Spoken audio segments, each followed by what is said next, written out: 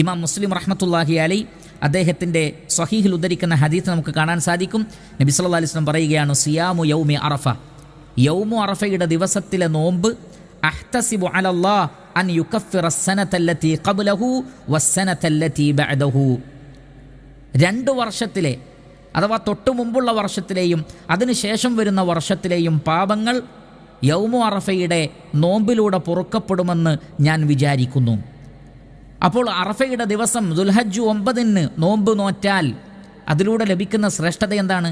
2 വർഷത്തിലെ പാപങ്ങളാണ് മായ്ക്കപ്പെടുന്നത്. അത് വലിയ പാപമല്ല, മറിച്ച് ചെറിയ പാപങ്ങൾ. എന്താണ് അങ്ങനെ പറയാനുള്ള കാരണം? വലിയ പാപങ്ങളൊക്കെ ആളുകൾ ചെയ്യുക എന്നുള്ളത് അപൂർവമായി സംഭവിക്കുന്ന കാര്യമാണ് വിശ്വാസികളെ സംബന്ധിച്ചിടത്തോളം. എന്നാൽ ചെറിയ പാപങ്ങളൊക്കെ എല്ലാവരിൽ നിന്നും നിരന്തരമായി സംഭവിക്കുന്ന കാര്യമാണ്.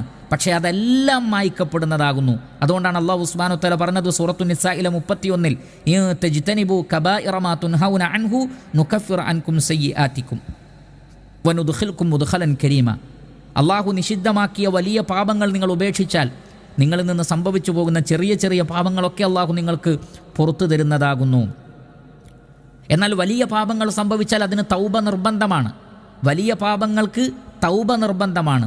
എന്നാൽ ചെറിയ പാപങ്ങൾ അത് അല്ലാഹു സുബ്ഹാനഹു വ തആല നോമ്പിലൂടെയും നമസ്കാരത്തിലൂടെയും എല്ലാം പൊറുക്കുന്നതാകുന്നു.